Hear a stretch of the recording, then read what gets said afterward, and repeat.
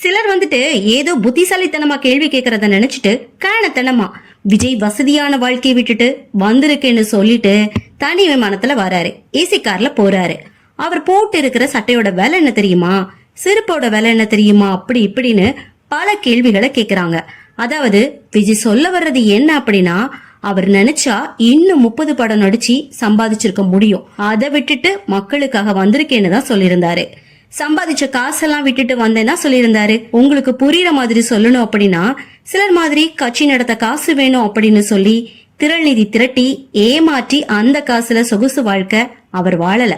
சிலர் மாதிரி மக்கள் பணத்துல ஊழல் பண்ணிட்டு கொள்ளையடிச்சு அந்த பணத்துல அவர் சொகுசு வாழ்க்கையும் வாழல. சிலர் மாதிரி அரசியலுக்கு வந்ததே மக்களுக்கு நல்லது பண்ணதான் அப்படின்னு சொல்லிட்டு தன்னோட உடல்நிலை ஒத்துழைக்கலன்னு சொல்லி ஏமாத்துறவங்க எங்க.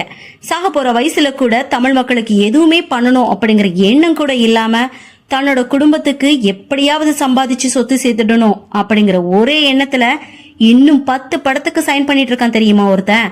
அந்த மாதிரி விஜய் பண்ணல. நான் சம்பாதிச்ச காசுல, அதுவும் உழைச்சி, புரியுதா, உழைச்சி சம்பாதிச்ச காசுல சொகுசு வாழ்க்கை வாழ்றாரு. வருங்காலத்துல அவர் நினைச்சா சம்பாதிக்க முடியும், அதை வேண்டான்னு உதறி தள்ளிட்டு தான் மக்களுக்காக வந்திருக்காரு. இதுதான் அதோட பொருள்.